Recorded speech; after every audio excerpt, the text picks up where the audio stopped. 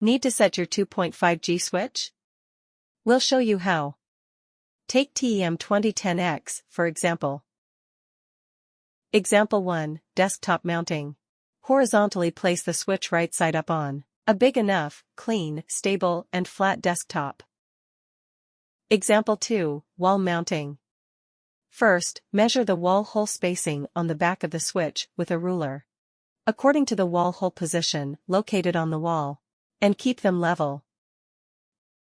Secure the screws in the positioning position. The two wall mounting holes of the switch are aligned with the screw heads. Slide in and snap tight. Example 3, Switch Internet Connection.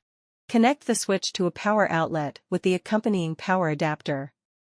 Connect the network cable from the LAN port on the router to the RJ45 port on the switch. Then you can use the other ports of the device to connect the computer, IPTV, and other devices. 2.5G series switch. Plug and play, without any configuration. Thank you for your support.